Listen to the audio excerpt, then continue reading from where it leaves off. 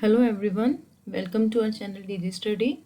In this video, we are going to discuss about the first chapter of the physics of 10th class, that is electricity. तो इस lecture start करने से पहले मैं आप लोगों को एक छोटी सी एडवाइस देना चाहूँगी. I have heard it many times कि बच्चे हमेशा बोलते हैं कि मुझे फिजिक्स पार्ट मुश्किल लगता है साइंस में, कि मुझे फिजिक्स में इतने सारे न्यूमेरिकल्स होते हैं, मुझे याद ही नहीं रहता कि कौन सा न्यूमेरिकल कहाँ पे लगाना है, तो वो मेरा सारा होश पोश हो जाता है. तो उसके लिए मैं आपको छोटी सी एडवाइस देना चाहूँगी कि जब भी आप फिज़िक्स को पढ़ते हो तो उसको ऐसे पढ़ो, क्योंकि फिज़िक्स में अगर बताऊँ तो सबसे इजी सब्जेक्ट होता है साइंस का. क्यों? क्योंकि अगर केमिस्ट्री की तरह वहाँ पे कोई केमिकल रिएक्शंस नहीं होती, बड़े बड़े फॉर्मूलाज नहीं होते जो आपको याद करने पड़ते हैं. फिज़िक्स के पीछे जो भी आप चीज़ बोलोगे उसके पीछे एक लॉजिक होता है प्रॉपरली, जो हमेशा वहाँ पे आता ही आता है. तो अगर आप फिज़िक्स को ऐसे पढ़ोगे कि उसके पीछे का लॉजिक पढ़ने की कोशिश करोगे कि ये चीज़ ऐसे क्यों हो रही है, इस चीज़ की वजह से ये इसका जो रिजल्ट हो रहा है वो क्यों हो रहा है, तो उससे अगर आप पढ़ोगे तो आपको फिज़िक्स के न्यूमेरिकल्स में भी कोई प्रॉब्लम नहीं आएगी, क्योंकि वहाँ पे आपको जो फॉर्मूलाज हैं वो लॉजिक लगाओगे जब आप, तो फॉर्मूलाज खुद ही आपके दिमाग में आ जाएंगे कि अकॉर्डिंग टू लॉजिक आपका ये चीज़ होता है, इसको वेरी करने से ये चीज़ हो रही है. तो वो जो न्यूमेरिकल में आप फॉर्मूला यूज़ करना है वो खुद ही आपके दिमाग में आ जाएगा. तो जब भी आप फिजिक्स पढ़ो सबसे पहले तो आपको क्या होना चाहिए, you should be having here notebook and a pen with you. और जब भी आप उसको पढ़ो तो प्लीज़ रट्टा मत लगाओ, क्योंकि जितना आप रट्टा लगाओगे आप उतना ही उसके बीच में चले जाओगे. तो try to understand the logic behind the physics कि ये चीज़ है तो ऐसी क्यों हो रही है. फॉर एग्जाम्पल अभी जो हम इलेक्ट्रिसिटी पढ़ रहे हैं, अगर मैं आपको बताऊं कि हम इलेक्ट्रिसिटी पढ़ रहे हैं तो सबसे पहला आपको क्वेश्चन क्या होना चाहिए कि भाई इलेक्ट्रिसिटी होती क्या है. अगर आपको मैं बता दूं, अभी आपको डिटेल में बताऊंगी, जस्ट एग्जांपल दे रही हूँ कि इलेक्ट्रिसिटी क्या है, कुछ एक फिनोमिना है जो चार्ज से रिलेटेड होता है. तो आपको दूसरा क्वेश्चन क्या होना चाहिए, चार्ज क्या होता है, उस चार्ज की वजह से ये फिनोमिना क्यों होता है. तो अगर आप ऐसे पढ़ोगे तो उसकी वजह से जो फिजिक्स होएगी that will become the easiest subject for you. ठीक है. सो अगर आप अभी, क्योंकि ये स्टार्टिंग है तो इसीलिए मैं आपको बोल रही थी कि जब भी आप फिजिक्स पढ़ो तो उसके पीछे लॉजिक स्टार्ट करो, तो आपको फिजिक्स कभी भी मुश्किल नहीं लगेगी. Okay. So let's start our today's lecture, that is on the basics of electricity. So as I have already told you कि electricity क्या है. Electricity, it is a physical phenomena associated with matter which has a property of charge. मतलब कोई भी matter है उसके अंदर अगर चार्ज है तो उस चार्ज की वजह से कुछ एक फिनोमिना होगा. वो फिनोमिना कुछ भी हो सकता है, मैं सिर्फ आपको बता रही हूँ कि जो मैटर है, मैटर के अंदर आपके पास क्या होगा, चार्ज होएगा. उस चार्ज की वजह से जो भी आगे आपका रिजल्ट होएगा उसको हम बोल देते हैं इलेक्ट्रिसिटी. तो अब आपको दिमाग में आ रहा होगा कि भाई हम चार्ज की बातें कर रहे हैं, चार्ज होता क्या है. तो उसको समझाने के पहले मैं आपसे एक क्वेश्चन पूछना चाहूँगी. क्या कभी आपने ऐसे ट्राई किया है कि आपने जो कॉम जिससे हम अपने बाल बांधते हैं, उससे अगर आप उस कॉम को रब कर दोगे और रब करने के बाद छोटे छोटे जो पीस लोगे पेपर के, अगर वो रब्ड कॉम आप उन पीसेस ऑफ पेपर के पास लेकर जाओगे, तो कभी आपने वो किया है कि वो जो पेपर हैं वो उस कॉम के साथ क्या हो जाते हैं, अट्रैक्ट हो जाते हैं, मतलब वो उसके साथ चिपक जाते हैं. Have you tried this? क्योंकि जब भाई मैं तो 10th में तो हम तो ऐसी चीज़ें करते थे क्लासरूम में. तो आई डोंट नो कि अगर आपने नहीं किया तो पहले ही करके देखो. तो फिर उसके बाद मैं आपसे ये पूछूंगी कि भाई अगर ऐसा होता है तो क्यों होता है, तो उसका आप आंसर मुझे क्या दोगे. अब मैंने आपको क्या बोला था कि a charge, electricity is some phenomena which is related to the charge. और अभी यहाँ पे मैंने आपको एग्जांपल दी है रब्ड कॉम की. ठीक है. अगर आप यहाँ पे बात करो, अभी हमने क्या बोला कि चार्ज सबसे पहले क्या होता है, अगर आप देखोगे जो कॉम है, कॉम के अंदर क्या है, एटम्स होते हैं. ठीक है. उस एटम्स के अंदर क्या होएगा, we know that atom is made up of nucleus plus electrons. ठीक है. और यहाँ पे कैसे होता है कि अगर आपके पास कोई एक एटम है, यहाँ पे पूरा एक न्यूक्लियस है और यहाँ पे उसके आउटर में आपके पास बहुत सारे ऐसे इलेक्ट्रॉन्स रिवॉल्व कर रहे होते हैं. और जो आपके पास आउटर मतलब शेल में इलेक्ट्रॉन्स होते हैं उनको बोल देते हैं वैलेंस इलेक्ट्रॉन्स. तो यहाँ पे बहुत सारे ऐसे शेल्स होंगे जिनमें इलेक्ट्रॉन्स मूव कर रहे हैं, और यहाँ पे आउटर में मैं बोल देती हूँ कि यहाँ पे आपके पास ये वैलेंस इलेक्ट्रॉन है. तो जब आपने कॉम बिफोर रबिंग, देखो मैं यहाँ पे आपको कुछ नहीं दे रही, जो आपको पता है उसी को मैं आपको आगे एक्सप्लेन कर रही हूँ, कुछ नई चीज नहीं आई, बट वो रिलेट कैसे करना है इलेक्ट्रिसिटी से वो मैं आपको बता रही हूँ। ये सब लॉजिक्स आपको पता है, बट आपको उसको रिलेट करना आना चाहिए। जब आपने कॉम को रब नहीं किया before rubbing, com was neutral,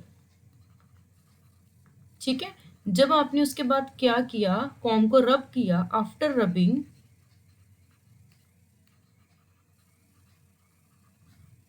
after rubbing क्या हो गया, जो यहाँ पे इलेक्ट्रॉन्स थे, जैसे अब ये कॉम है, कॉम के अंदर आपके साथ बहुत सारे एटम्स होंगे, हर एटम में एक न्यूक्लियस होगा, एक इलेक्ट्रॉन्स होंगे, ऐसे करके अगर आप कॉम को रब करोगे तो जो उसके इलेक्ट्रॉन्स थे, मतलब जो उसमें चार्ज था, दैट विल स्टार्ट मूविंग।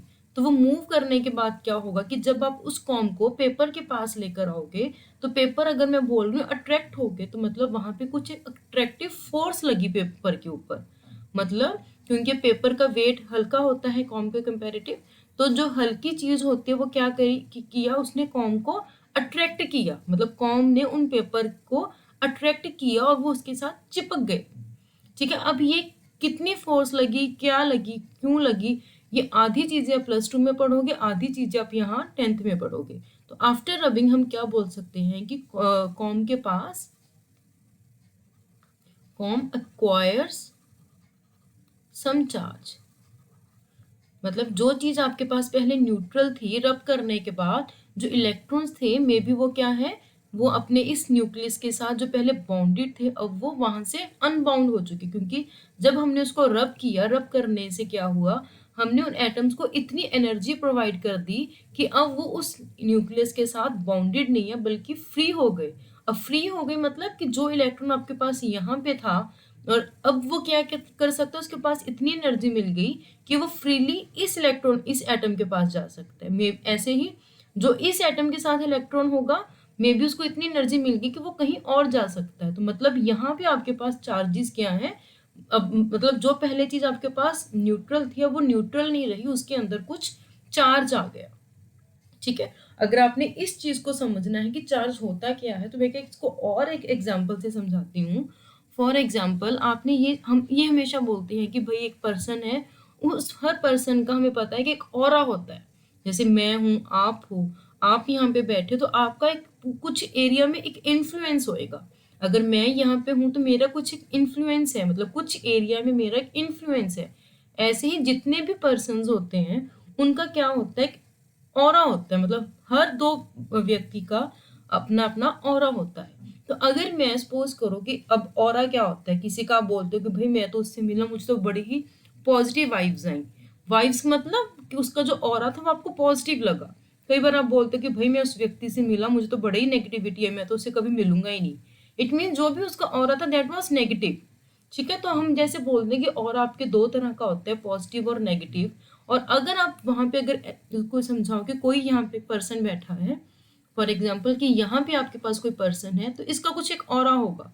अब यहाँ पे कुछ एक पर्सन है, तो इसका खुद का एक ऑरा होगा। जब ये पर्सन आपस में अट्रैक्ट, मतलब इन्फ्लुएंस करते हैं, अब जब ये यहाँ पे एक रूम में बैठा है और इसने सोचा कि मैं भाई इससे मिलकर आता हूँ, तो जब ये इसको मिलने जाएगा तो क्या होगा, मे भी हो सकता है कि इन दोनों का ऑरा आपस में अट्रैक्ट कर जाए।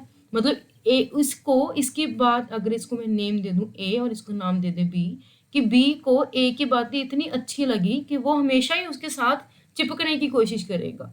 इट मीन जो उनका ऑरा था वो अट्रैक्ट हो गया और दे बिकम्स अट्रैक्टिव इन नेचर, ठीक है। और मे भी हो सकता है कि जब बी ए के पास गया, भाई उनमें तो लड़ाई झगड़ाई हो गई, वो आपस में बिल्कुल भी पास नहीं बैठने के, जैसे ही वो गया वैसे ही वो वापिस आ गया, मतलब अब वो अट्रैक्टिव नहीं, वो क्या हो गया, रिपल्सिव हो गया, ठीक है। तो यही चीज अगर आप किसी मैटर के साथ उसको कंपेयर करोगे, ऐसे अगर मैं बोलूं कि जो मैटर है, उस मैटर के अंदर जो हम, जैसे मैं बोल रही हूँ कोई एक पर्सन है, उसका ऑरा होता ही होता है, तो मैटर के अंदर एक प्रॉपर्टी होती है जिसको हम बोल देते हैं चार्ज, ठीक है। Charge it is nothing a property of matter. अगर मैं इसकी डेफिनेशन आपको यहाँ पे समझाऊं, अब यहाँ पे आप कोशिश करना इस डेफिनेशन को समझने की, बाय कंसिडरिंग दिस एग्जांपल। अब जो मैंने यहाँ पे बोला था कि एक पर्सन है, इसका ऑरा अगर इतनी जगह पे आ रहा है और उसकी उस ऑरा में, मतलब उस एरिया में जिस जहाँ पे उसका ऑरा था, कोई दूसरा पर्सन आया तो उस पे क्या लगेगी, कोई फोर्स लगेगी। दैट फोर्स में बी अट्रैक्टिव और दैट फोर्स में बी रिपल्सिव। तो यही चीज हम अपनी चार्ज की डेफिनेशन में बोल रहे हैं। आई am saying that charge, it is the property of matter,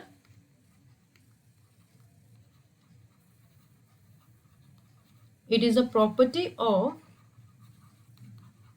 matter that causes it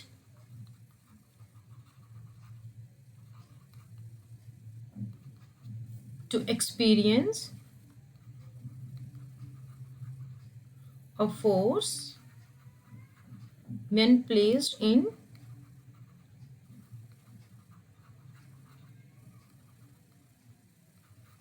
electromagnetic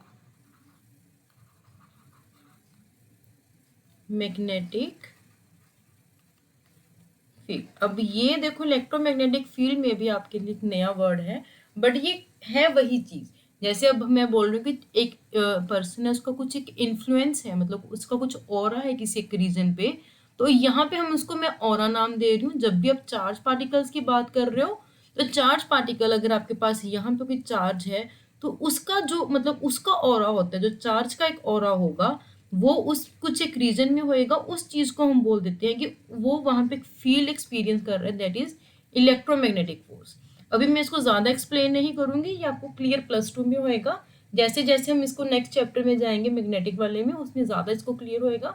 but आप इसको अभी ऐसे ही लेकर चलो कि कोई चार्ज है, उसका खुद का एक ऑरा है, तो उसमें क्या है कि जब आप किसी चार्ज को लेकर जाओगे, तो वो क्या करेगा, फोर्स एक्सपीरियंस करेगा। जब हम मतलब यहाँ पे अगर मैं किसी और चार्ज को लेकर गई, तो वहां पे एक फोर्स लगेगी जो इस चार्ज की वजह से होगी।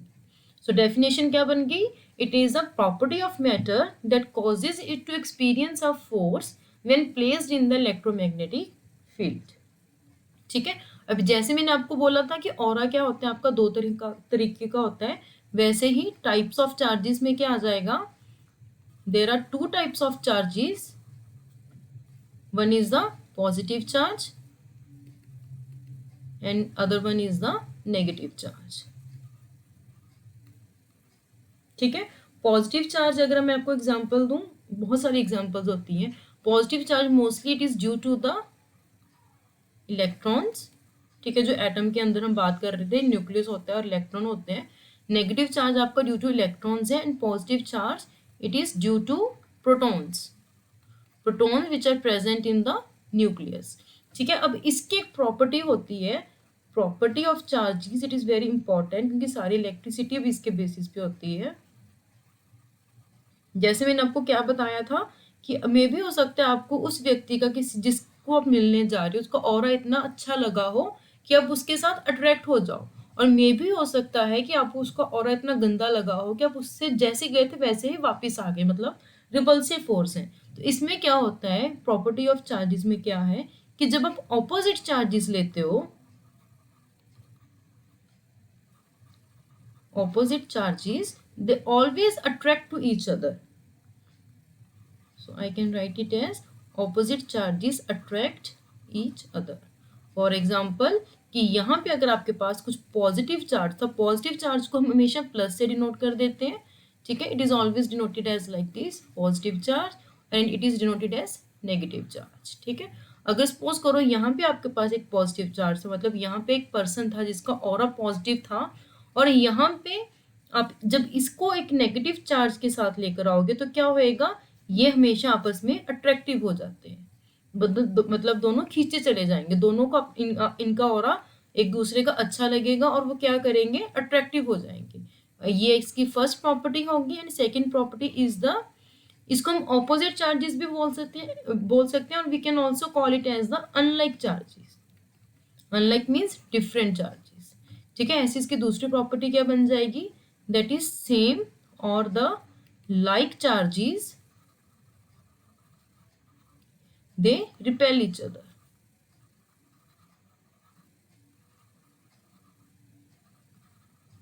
ठीक है। एग्जाम्पल क्या होगी वही कि अगर पॉजिटिव को पॉजिटिव के पास लेकर आओगे तो वो दूर जाएंगे, ये इस साइड भागेगा, ये इस साइड भागेगा। नेगेटिव को नेगेटिव के साथ लेकर आओगे तो ये दूर भागेंगे, ये इस साइड भागेगा, ये इस साइड भागेगा। ठीक है. So these are the two properties of the charges, that is opposite charges they always attract each other, and the like charges, that is the same charges, they always repel each other. So उसके बाद हम बात करते हैं, जब भी physics में बात करते हो कोई एक टर्म को अगर आप डिफाइन करते हो तो साथ में आपको क्या डिफाइन करना होता है, उसके यूनिट्स, कि उसको मेजर कैसे करते हैं. तो if I talk about the unit of charge, we always talk about the SI unit. ठीक है, तो SI unit of charge is coulomb. मैं इसके स्पेलिंग हमेशा भूल जाती हूँ, कूलम. ठीक है, this is denoted by this letter C. तो कूलम के अगर हम डेफिनेशन करें, जब भी हम अगर कूलम को डिफाइन करें तो वो चार्ज से ही आप डिफाइन कर सकते हो. जो चार्ज की डेफिनेशन थी वही आपके पास यहाँ पे कूलम की डेफिनेशन हो जाएगी. अगर if I have to define one coulomb, that is one coulomb, और I can write it as 1c, it is defined as the, charge की डेफिनेशन में हमने क्या बोला था, it is the property of matter which causes it to experience a force. तो हम coulomb, क्योंकि ये अमाउंट है मतलब मेजर करने के लिए यूनिट है, तो we say that one coulomb is that quantity of charge, is that quantity of charge, क्या बोला था मैंने, फोर्स एक्सपीरियंस करती है. तो क्या बोलेंगे, it is that quantity of charge which exerts, कितना फोर्स एक्सर्ट करता है, 9 इंटू 10⁻⁹ न्यूटन. ये जब आप +2 में जाओगे ना तो आपको ये भी क्लियर हो जाएगा कि हमने पर्टिकुलर इतनी ही वैल्यू क्यों ली. ठीक है, so it is the quantity of charge which exerts और experiences this here and denotes the newton. ठीक है, न्यूटन क्या है, फोर्स का यूनिट है. तो ये हमें क्या बता रहा है कि ये इतना फोर्स जब एक्सपीरियंस करेगा, that is way each experiences और exerts 9 into 10⁻⁹ newton of force on equal charges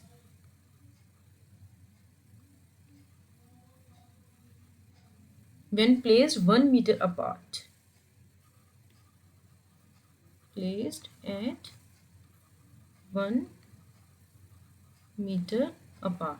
अगर मैं इसको ये आई कह सकूँ, आपको वो एक्सप्लेन करूँ, वैसे आपका +2 का मतलब है टॉपिक, कि जब भी आप हमेशा देखते हो, आपने ग्रेविटेशनल फोर्स पढ़ा है कि यहाँ पे अगर आपके पास कोई मास है, अगर आप दूसरा मास यहाँ पे लेकर आओगे तो वहाँ पे कोई ना कोई एक फोर्स लगेगी जिसको हम बोल देते हैं gravitational force.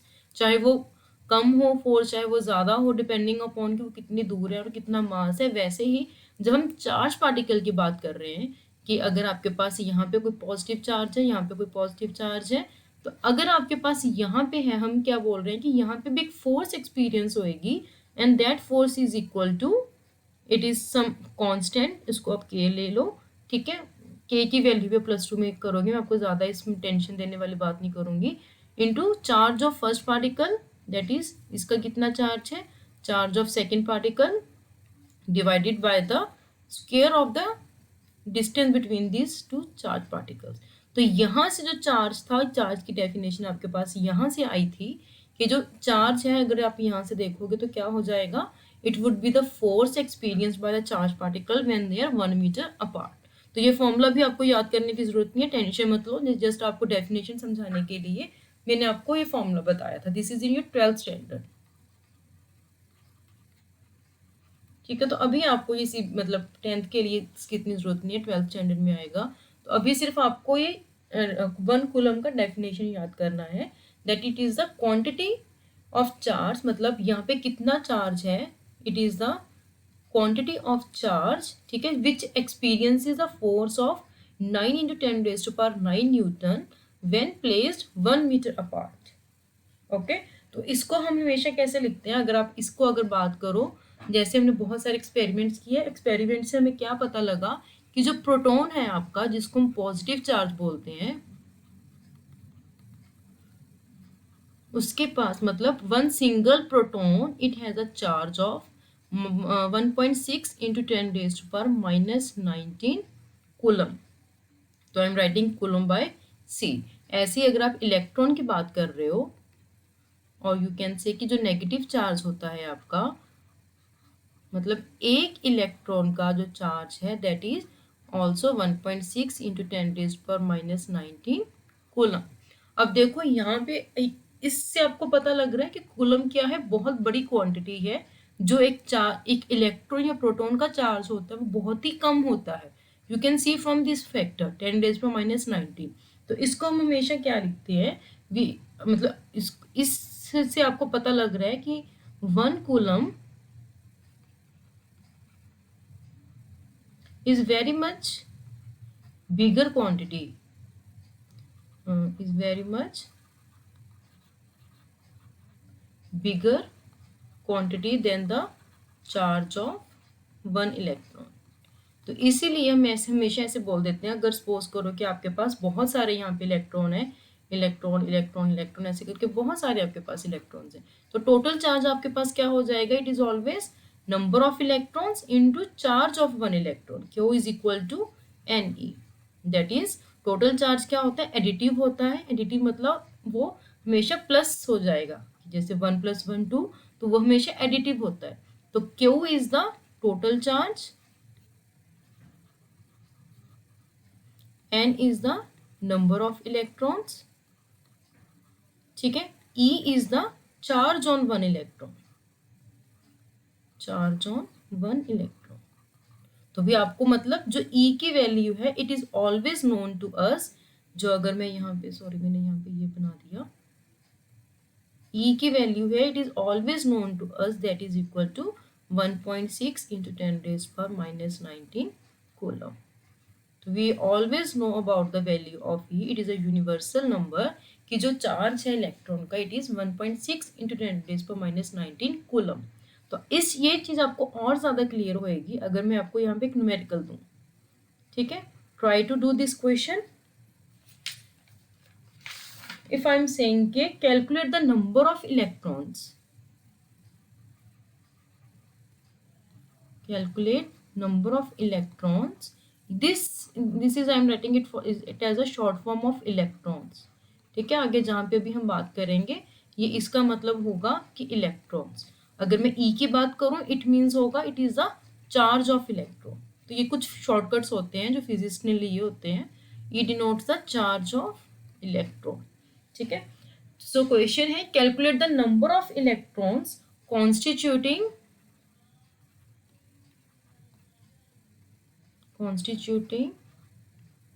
1 coulomb of charge. मतलब कितने इलेक्ट्रॉन्स को मिला के आपके पास जो टोटल चार्ज है वो 1 कूलम बनेगा। It means I have to calculate the, अगर आप इसमें सोल्यूशन में जाओगे that is I have to calculate what is the value of N. तो using the formula that is Q, total charge कितना होएगा, सब इलेक्ट्रॉन्स का चार्ज को एड अप करके इट वुड बी 1। और हमें टोटल चार्ज चाहिए कितना, इट इज 1 कूलम। तो यहाँ पे n हमें नहीं पता बट वी नो कि एक इलेक्ट्रॉन का चार्ज कितना होता है, दैट इज 1.6 इंटू 10⁻⁻19 कूलम, ठीक है। तो यहाँ से आपके पास n क्या आ जाएगा, it would be 1 divided by 1.6 into 10⁻⁻19 and that would be equal to, अगर आप इसको सॉल्व करोगे ये आएगा 6.25 इंटू 10⁻18। मतलब इतने इलेक्ट्रॉन्स को मिला के आपके पास जो चार्ज है that would be 1 coulomb. So you can just imagine कि एक इलेक्ट्रॉन का चार्ज कितना कम होता है और आपको कितने ज्यादा इलेक्ट्रॉन चाहिए अगर आपको इतना चार्ज मतलब इतना चार्ज लेना है, ठीक है। तो यहाँ से आपको पता लग रहा है कि जो इलेक्ट्रॉन का चार्ज है दैट इज वेरी स्मॉल, और जो कूलम जो हमेशा हम मोस्टली यूज करते हैं चार्ज के लिए that is much bigger than the charge of an electron, ठीक है। तो अगर अब आपको अब देखो अब आपको चार्ज का सब कुछ पता लग गया। अभी अगर मैं आपको इलेक्ट्रिसिटी की बात करें, अगर मैं अब आपको इलेक्ट्रिसिटी बताऊं तो इलेक्ट्रिसिटी अब आप शायद इसको जान पाओगे कि क्या होता है। It is the flow of charges, ठीक है। सम phenomena occurring due to the flow of charges, or I can write it in a better way, that is it is some phenomena, some kind of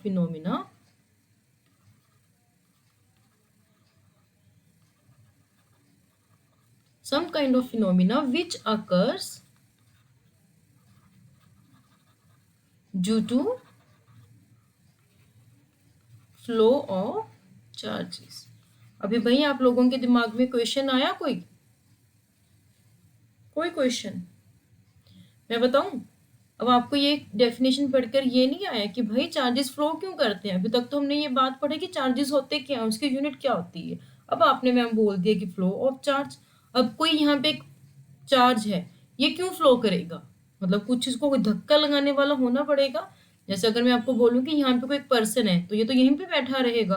अगर इसको मैं धक्का ना लगाऊंगा और मैं उसको कुछ बोलूँ ना कि भाई तेरा वहां पे काम है, तू उधर चला जा, तो ही ये अपनी पोजीशन को चेंज करेगा। मतलब जो मैं बोल रही हूँ कि इलेक्ट्रिसिटी क्या है, it is a flow of charges. तो अभी जो हम आगे पढ़ेंगे वो वही होगा कि जो इलेक्ट्रॉन मतलब जो चार्जेस हैं वो आपके फ्लो कैसे करते हैं। ठीक है, तो उससे पहले एक छोटी सी चीज मैं आपको बताना चाहूंगी जो शायद आपको पता भी होगा कि जो भी हमारे सब्सटेंसेस होते हैं, मतलब जो मैटर होता है आपका, all substances we have differentiated the substance in two categories. One is the conductor and other is the insulator. ये सब आपने पढ़ा होगा, ये 9th में भी आता है। कंडक्टर क्या होता है? इट इज द सब्सटेंस जिसके अंदर फ्लो ऑफ चार्जेस बहुत ही इजीली हो सकते हैं, that is substances which allow charges to flow very easily.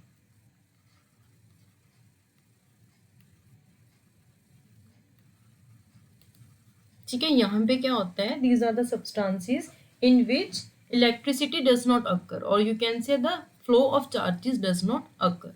So it is the substances which do not allow charges to flow। Examples बहुत सारी होती हैं। फॉर एग्जाम्पल वुड होता है, इसमें रबड़ होता है।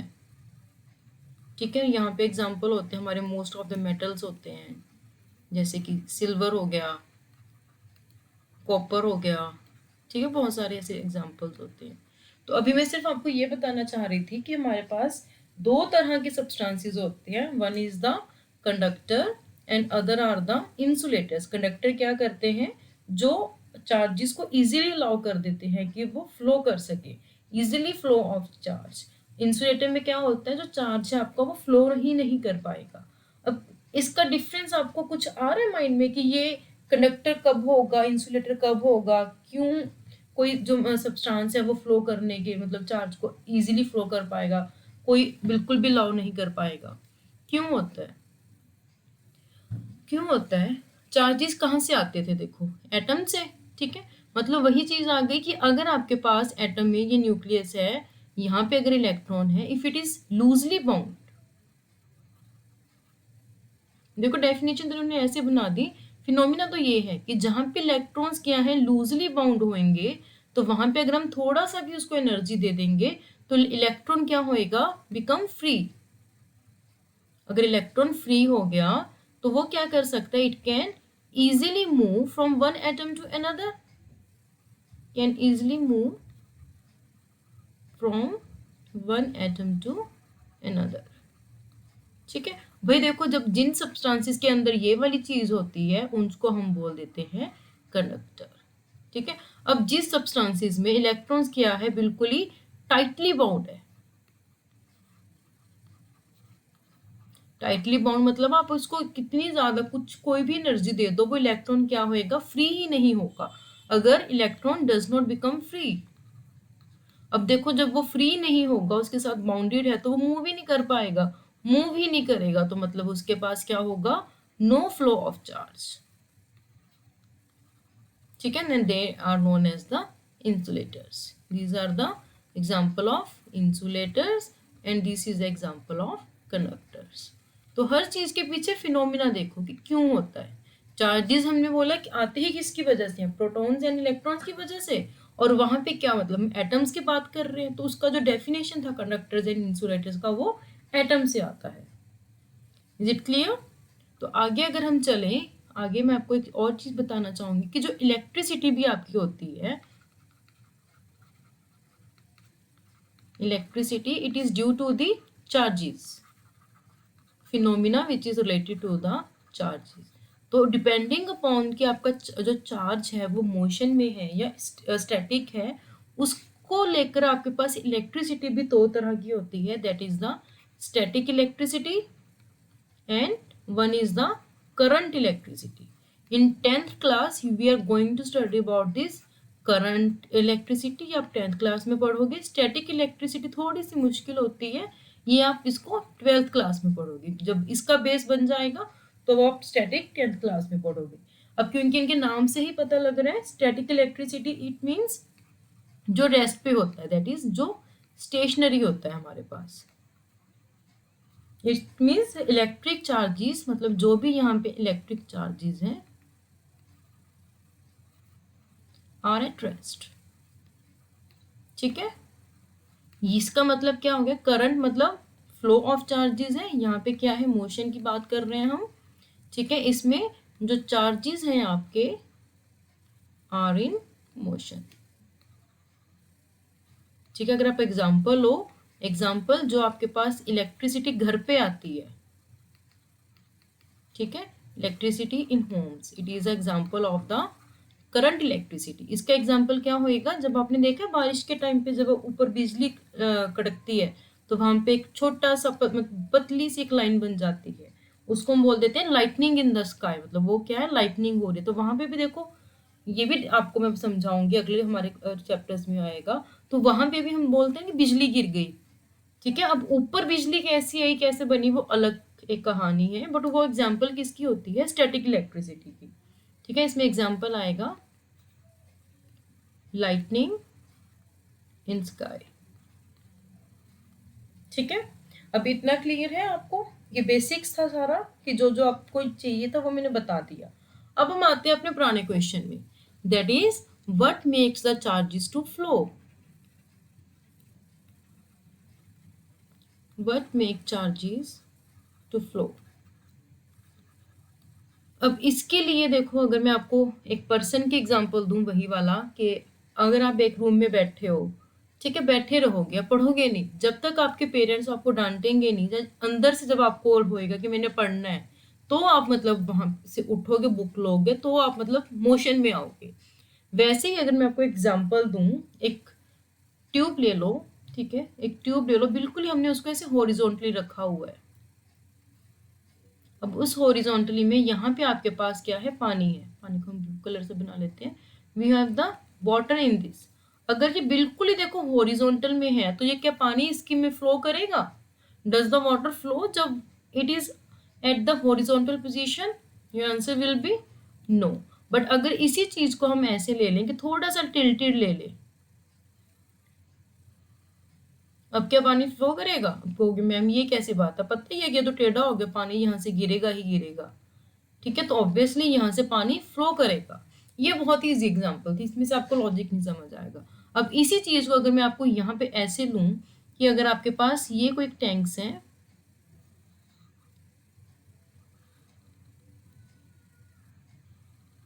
ठीक है, ये इसको मैंने टैंक को नाम दे दिया ए, इस टैंक को मैंने नाम दे दिया बी, और यहाँ पे एक टैप है, मतलब यहाँ पे कुछ है कि आप इसको ओपन कर सकते हो, बंद कर सकते हो. और यहाँ पे पूरे में हमने पानी भर दिया, और पानी हमने ऐसा भरा कि आप यहाँ से अभी आपको पता लग रहा है कि जो बी के पास एरिया है that is larger as compare to the area in B. तो आई कैन से कि जो इसकी विड्थ ऑफ बी है, width of tank B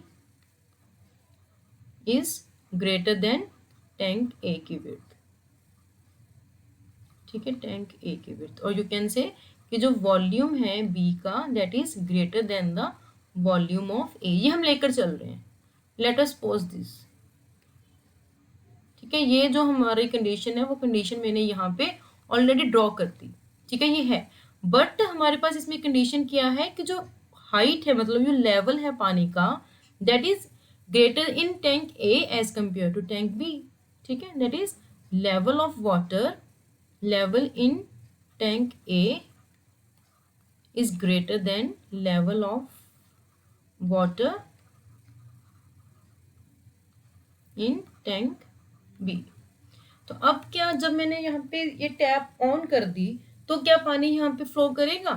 obviously flow करेगा, क्योंकि जो पानी है अब आपका अगर मैं इसको किसी और कलर से बना दूं, जब मैंने ये टैप ओपन कर दी तो यहाँ का पानी इधर को फ्लो करेगा, और ये कब तक फ्लो करता जाएगा, जब तक इन दोनों का लेवल इक्वल नहीं हो जाता, ठीक है, तब तक ये फ्लो करता जाएगा। अब आपके दिमाग में कुछ आया कि भाई वॉल्यूम तो मतलब पानी की क्वांटिटी तो बी टैंक में ज्यादा थी, बट फिर भी जो पानी है वो ए टैंक से बी में जा रहा है, बी से ए में नहीं जा रहा, वाई, बी में इधर से नहीं जा रहा, इट इज नॉट पॉसिबल।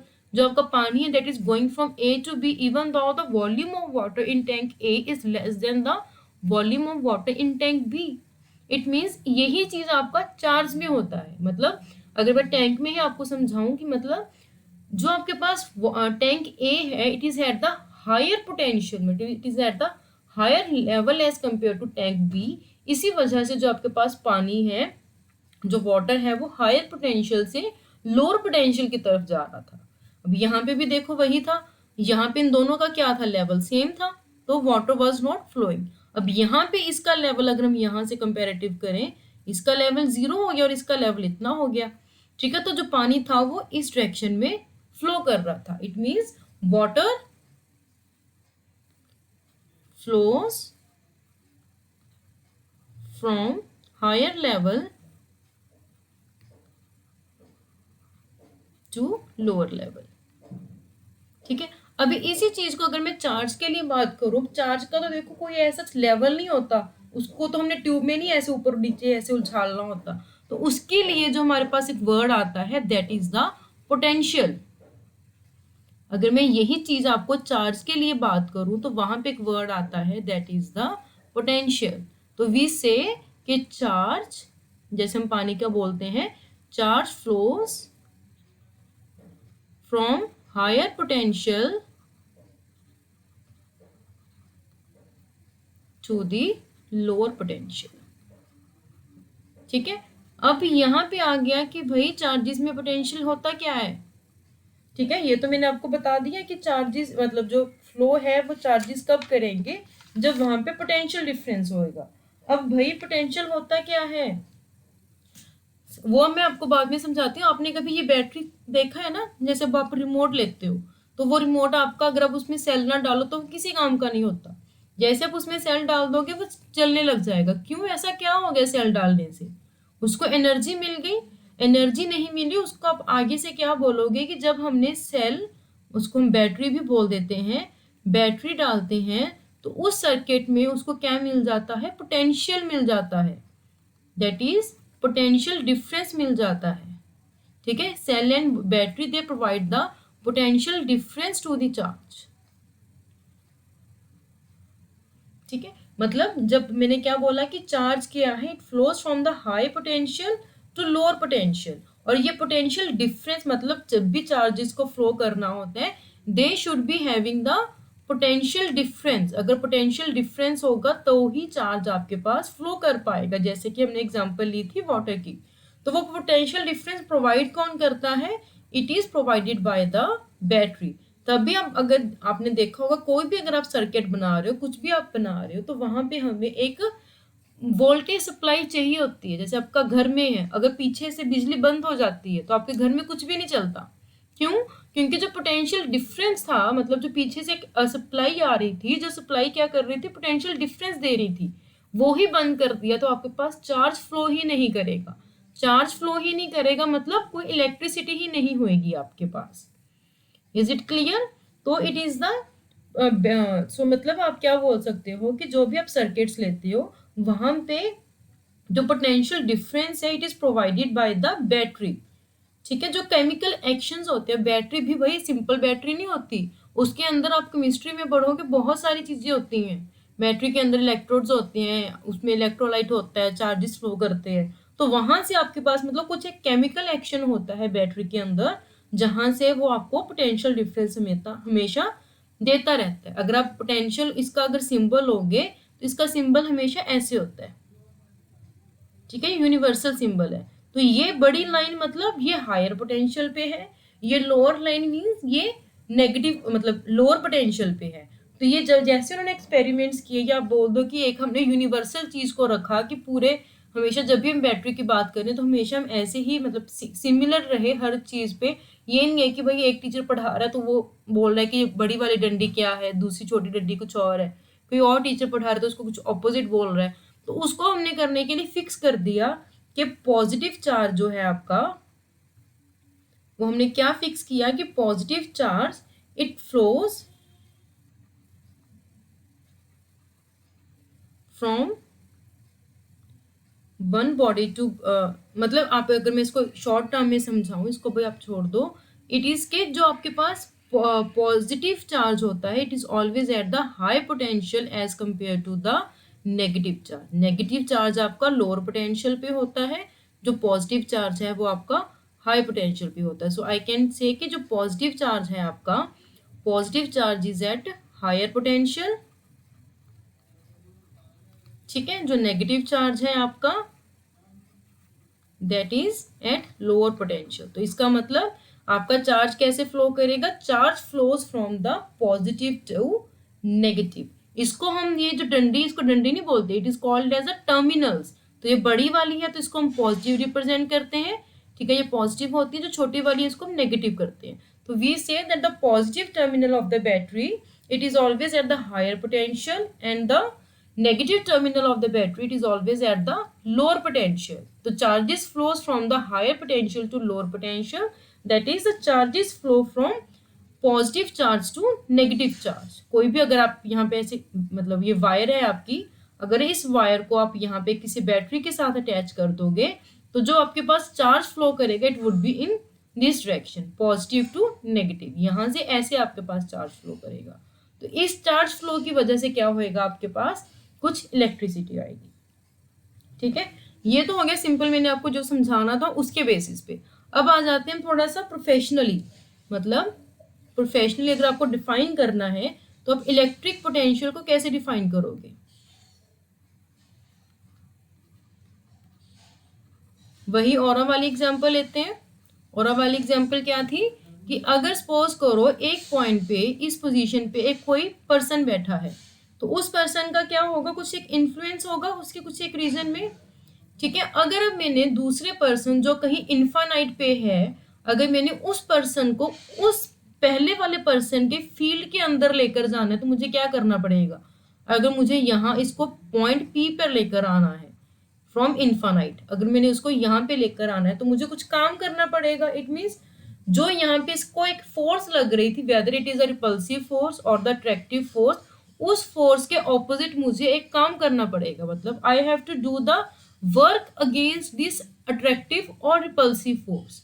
तो जितना मैंने काम किया जितने चार्ज को लाने में, that is known as the electric potential. तो यहाँ पे अगर मैं पर्सन को चार्जेस से रिप्लेस करवा दूं, इट मीन्स यहाँ पे मेरे पास कोई चार्ज था, यहाँ पे इन्फानाइट से अगर मुझे कोई चार्ज पी पॉइंट पर लेकर आना है तो I have to do some work against the attractive or the repulsive force to to bring the charge from infinite to some point P, ठीक है।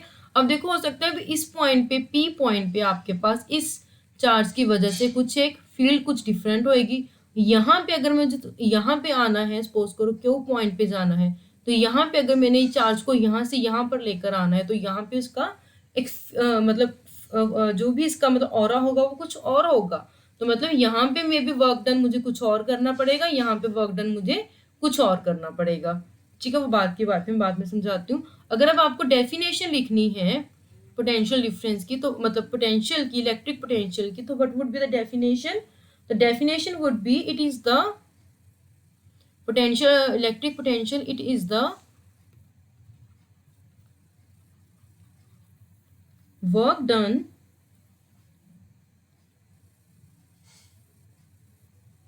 it is the work done per unit charge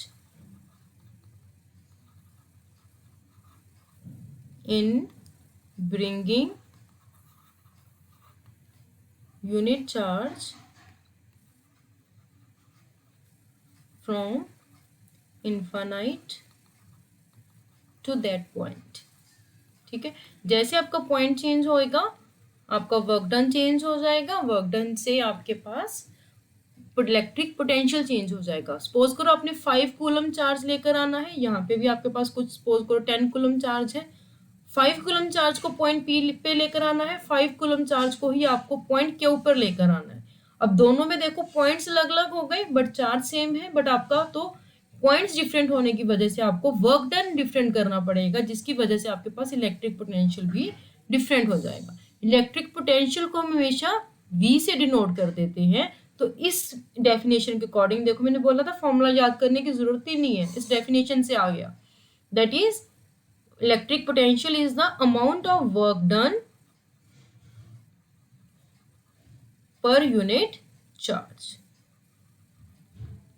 और you can say the amount of charge, जितना भी आप charge लेकर आए हो। ठीक है, तो इसका जो फॉर्मूला था वो क्या बन जाएगा, V is equal to W by Q। ठीक है, तो ये आपके पास इलेक्ट्रिक पोटेंशियल का फॉर्मूला आएगा। एक और यहाँ पे चीज होती है, that is the potential difference, but उससे पहले जो इसका यूनिट होता है वो उसकी बात कर लेते हैं। SI unit for potential, it is the volt.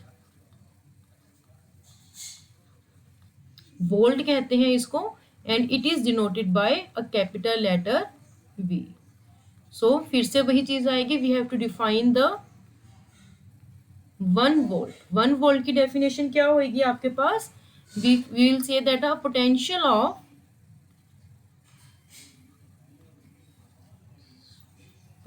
of 1 volt at a point means, अब इसी फॉर्मूला से आप इसकी डेफिनेशन निकालोगे। अगर आप ऐसा यूनिट देखो, वोल्ट मतलब पोटेंशियल की वोल्ट होती है, वर्क डन की जूल होती है, और हम इसको प्रोनाउंस करते हैं जूल, और क्यू की क्या होती है, कूलम। तो यहीं से हमारे पास वोल्ट की डेफिनेशन आएगी, that is a potential of 1 volt at a point means 1 joule of work is done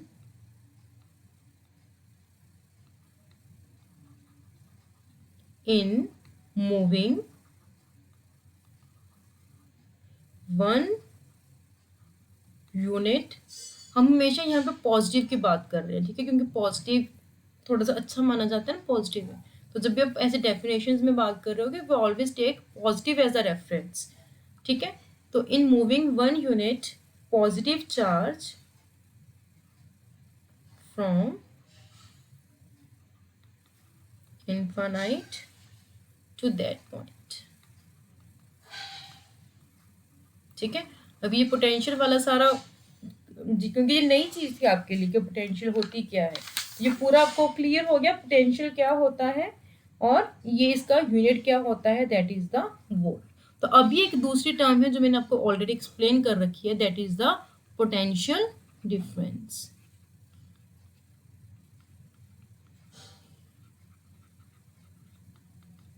potential difference क्या होगा, वही चीज है कि यहाँ पे एक पॉजिटिव चार्ज ऑलरेडी है और इसका कुछ यहाँ पे एक ऑरा होगा। ठीक है, उस ऑरा के अंदर अगर मुझे इनफाइनाइट से दूसरा एक कोई पॉजिटिव चार्ज लेकर आना है, सपोज करो मुझे उसको पॉइंट P पे लेकर आना है। ठीक है, उसके लिए मुझे वर्क डन सपोज करो W1 चाहिए होगा। अगर उसी चार्ज को मुझे Q पॉइंट पर लेकर आना है तो मुझे वर्क डन कुछ W2 चाहिए होगा। अब क्योंकि V क्या होता है, W/Q, अब Q मेरे पास सेम था, तो अगर मैं फर्स्ट के लिए करूं, फॉर पॉइंट P के लिए हम बात करें, तो यहाँ पे आपके पास पोटेंशियल क्या बन जाएगा, let it denoted by V1 and it would be the W1 work done upon unit charge, that जिस चार्ज को हमें लेकर आना है। ऐसे ही पॉइंट Q पे क्या बन जाएगा आपके पास, potential would be W2 divided by Q। अब दोनों पॉइंट्स के बीच का जो पोटेंशियल का डिफरेंस होएगा, that is known as the potential difference, that is V1 minus V2, it is called the potential difference। ठीक है, वो क्या हो जाएगा आपका, that would B W1 minus W2 divided by Q। ठीक है, तो सिंपली इसकी डेफिनेशन क्या होगी, potential difference between 2 points is the amount of work done in moving the unit charge from one point to another।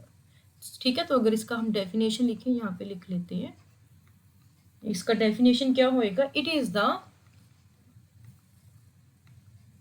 Amount of work done in moving a unit charge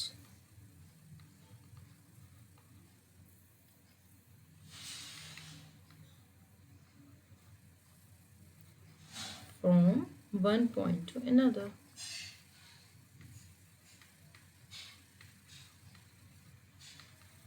ठीक है, तो अभी आपके पास क्या क्या क्लियर हो गया? अगर आपको मैं यहाँ पे थोड़ा सा एक और चीज बता देती हूँ, फिर मैं थोड़ा सा इसका समरी करवाती हूँ। द ऑपरेटर मतलब जो इंस्ट्रूमेंट जो मेजर करता है आपका पोटेंशियल डिफरेंस, सपोज करो आपके पास एक कोई वायर है। अब वायर में देखो इस पॉइंट पे मैं बोल रही हूँ अगर आपको चार्ज लेकर आना है तो यहाँ का पोटेंशियल डिफरेंस कुछ और होगा V1, यहाँ का पोटेंशियल डिफरेंस कुछ और होगा V2। तो अगर मुझे इन दोनों का पोटेंशियल डिफरेंस मेजर करना है तो मुझे यहाँ पे एक इंस्ट्रूमेंट लगाना पड़ेगा। जैसे अगर आपको फीवर हो गया तो फीवर मेजर करने के लिए हमारे पास क्या होता है? थर्मामीटर। वैसे ही पोटेंशियल डिफरेंस मेजर करने के लिए वी हैव वोल्ट मीटर। ठीक है, वोल्ट मीटर होता है आपके पास, और क्योंकि यहीं से देखो उसको हम वोल्ट कहते हैं, मतलब जो volt means potential, meter means उसको मेजर करने के लिए। ठीक है, तो measure the difference to measure the difference in the potential difference we have a instrument that is known as the voltmeter. अब अभी मैं देखो आप लोगों को एक दो चीजें बताऊंगी, वो आपको बाद में समझ आएंगे, बट अभी आप कॉपी पे नोट कर लो क्योंकि वो कई बार आपको एमसीक्यूज में पूछ लेते हैं। First point about the volt meter कि वोल्ट मीटर कैसे लगता है। वोल्ट मीटर इज ऑलवेज, अभी देखो आप इसको समझने की कोशिश ही मत करना, ठीक है। It is always connected in parallel. अब आपको नहीं पता कि पैरेलल सीरीज क्या होता है, तो अभी आप इसको साइड पे रखो, बट इसको लिख लो क्योंकि ये वोल्ट मीटर फिर उसके बाद कहीं नहीं आएगा। तो इसका जो मतलब एक प्रॉपर्टी होती है that you should be knowing कि voltmeter is always connected in parallel across the two points, across the 2 points where potential difference is to be measured.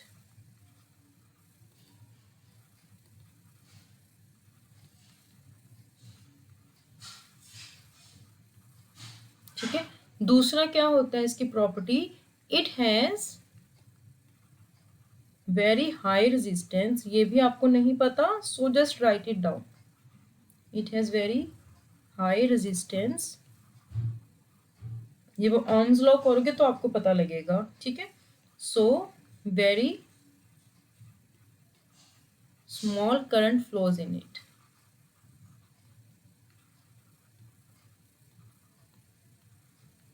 अब इस चीज को मैं आपको लगा के दिखा देती हूँ कि अगर आपके पास ये वायर है, ये V1 है, ये V2 है, इसका अगर अक्रॉस आपको पोटेंशियल डिफरेंस मेजर करना है तो आप जो वोल्ट मीटर आपका होगा उसको आप ऐसे पैरेलल लगाओगे।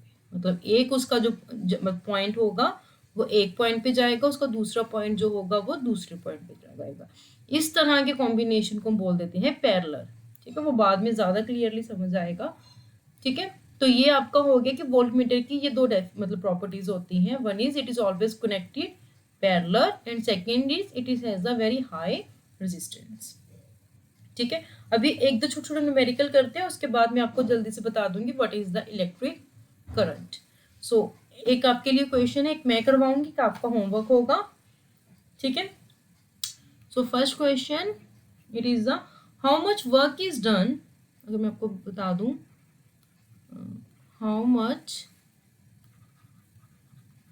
work is done in moving a charge of 2 coulomb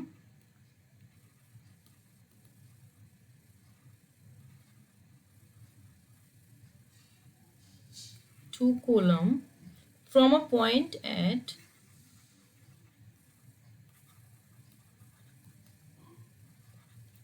118 volt to a point at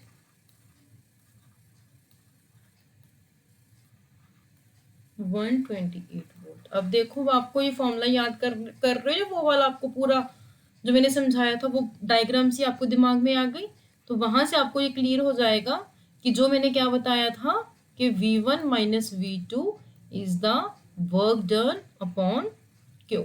तो वही चीज आप यहाँ पे लगा दोगे। पॉइंट हमने कहाँ से कहाँ जाना है, 128 वोल्ट से 118 वोल्ट में गए, वर्क डन हमें निकालना है and we are given the Q is 2 coulomb. तो यहाँ से आपके पास क्या आ जाएगा, जब आप इसको सॉल्व करोगे you will get 10 into 2, that would be the work done, or you can say work done is the 20 joules। ठीक है, अब जो क्वेश्चन आपका होमवर्क में है आप इसको सॉल्व करना, और जो आपके आंसर्स होंगे right your answers in the comment box. तो वहां पे मैं आपको बता दूंगी कि आपका आंसर ठीक है कि नहीं, और you can either click the photo of your solution and attach it in the comments. ठीक है, तो अगला क्वेश्चन है, how much energy is given to,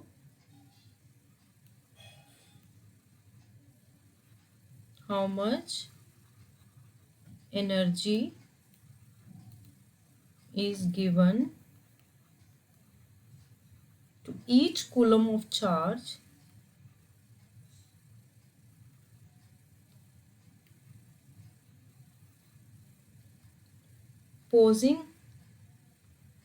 passing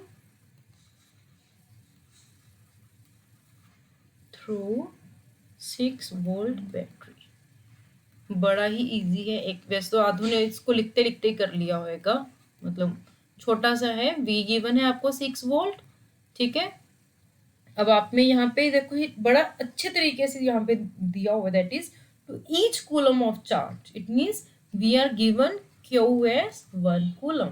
तो यही बस इसमें चीज था कि आपको पकड़ना क्या था इसमें, ये चीज कि आपको चार्ज कितना है और आपको वर्क डन निकालना। तो सिंपल फॉर्मूला लगाना है, that is work done would be potential into charge. तो इसको लगा के जो भी आपके पास आएगा that would be the answer. ठीक है, वो मैंने सॉल्व भी करवा दिया वैसे तो, that would B 6 into 1, that is the 6 joules।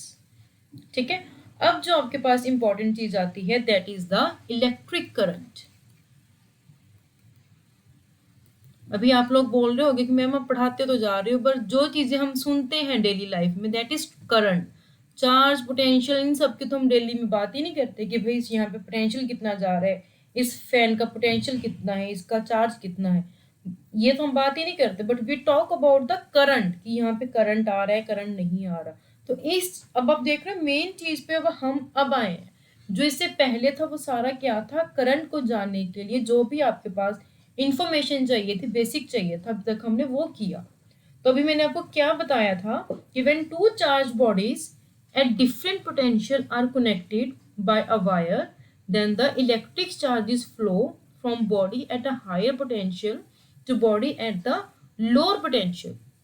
ये चीज मैं आपको बता चुकी हूँ ऑलरेडी, दैट इज जब आपके पास कोई दो बॉडीज डिफरेंट पोटेंशियल पे है तो आपके पास electric charges at the high potential flows from, मतलब from one body which is at the higher potential flows to the body which is at the lower potential, and this flow of the electric charge that constitutes the electric current. ये flow ही charges के जो charge flow कर रहे हैं इसकी वजह से ही आपके पास करंट आता है।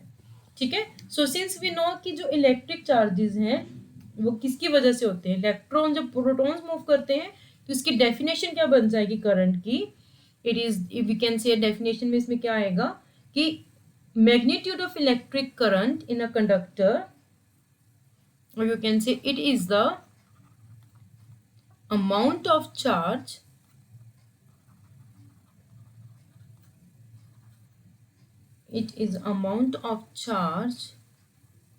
passing through a point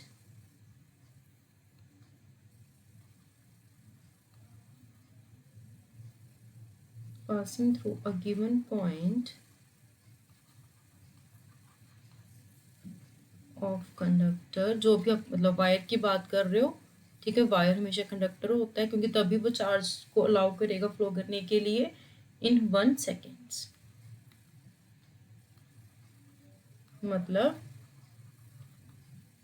ये आपके पास कोई कंडक्टर है, मतलब कोई वायर है आपके पास, मैंने सपोज करो ये पॉइंट फिक्स कर लिया। ठीक है, 1 सेकेंड में कितना चार्ज यहाँ से फ्लो कर जाएगा that will give me the value of current. इस करंट को आप हमेशा आई से रिप्रेजेंट करते हैं, तो ये क्या बन जाएगा आपके पास, I will be the amount of charge flowing for time T. ठीक है, तो इसका जो यूनिट होता है SI unit, SI unit is ampere and it is denoted by A। ठीक है, अब वही चीज आएगी फिर से डेफिनेशन SI यूनिट की। तो इसका डेफिनेशन क्या बोलोगे आप? व्हेन 1 कूलम ऑफ चार्ज, जब भी आपको यूनिट का डेफिनेशन लिखना होता है तो जो इसका ये चीज होता है इसको यूनिट के टर्म्स में लिख लो। That would be 1 ampere is 1 coulomb upon 1 second. ठीक है, तो ये क्या बन जाएगा? When 1 coulomb of charge flows through any cross section of the conductor for 1 second then the current flowing is 1 ampere. ठीक है, तो उसको हम क्या लिखेंगे? When 1 coulomb of charge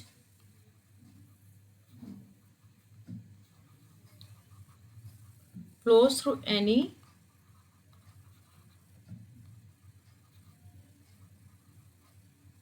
cross section of a conductor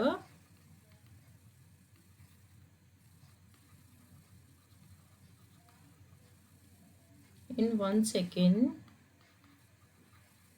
then electric current flowing through it is,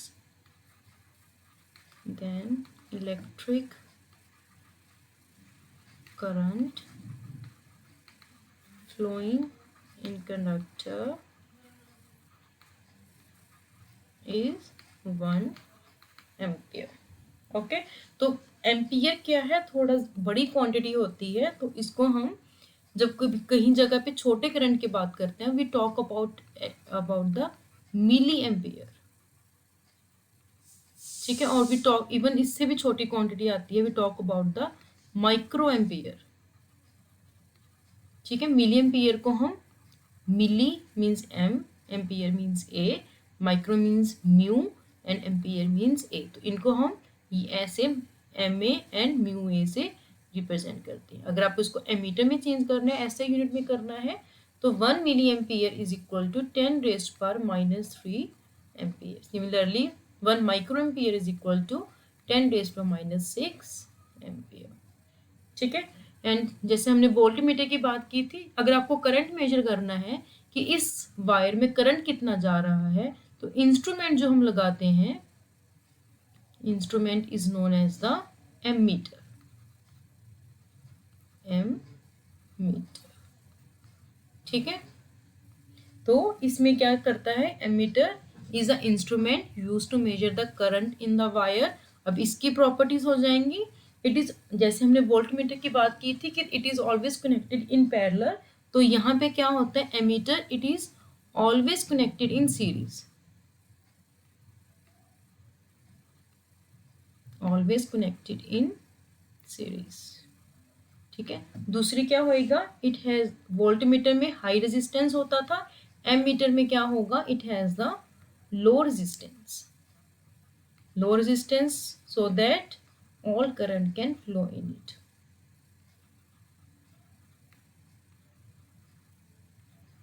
इसको अगर मैं लगा के दिखाऊं, ये आपकी वायर है, अगर आपको इस वायर में देखना है कितना करंट है, तो इसको हम यहाँ पे ऐसे सीरीज में, ये अगर इसका एमीटर है, ये एमीटर, तो इसको हम ऐसे सीरीज में लगाते हैं। ठीक है, तो यहाँ पे क्योंकि इसके साथ ही मैंने लगा दिया, मतलब सीरीज मतलब उसी लाइन में लगा दिया, तो उस कॉम्बिनेशन को हम बोल देते हैं सीरीज कॉम्बिनेशन। ओके, अब एक छोटा सा न्यूमेरिकल करते हैं करंट के ऊपर। मैं पूरी स्टेटमेंट नहीं लिखूंगी, I am just giving you the quantities which are given in the question. ठीक है, एक बार स्टेटमेंट आप अच्छे से सुन लो। इलेक्ट्रिक बल्ब, कोई आपके घर में बल्ब है, it draws a current of 0.25 ampere, मतलब करंट आपको गिवन है 0.25 एम्पियर फॉर 20 मिनट्स, मतलब उसको हमने 20 मिनट्स के लिए बल्ब को ऑन किया और उसने करंट कितना लिया? 0.25 ampere. You have to calculate amount of charge flowing in it, मतलब उस टाइम में, उस 20 मिनट में कितना उसमें चार्ज फ्लो किया। You have to calculate the amount of charge flowing. कैसे आएगा? सिंपल वही फॉर्मूला लगाना है आपको। दैट इज, फॉर्मूला क्या था? That current is the amount of charge flowing per unit time.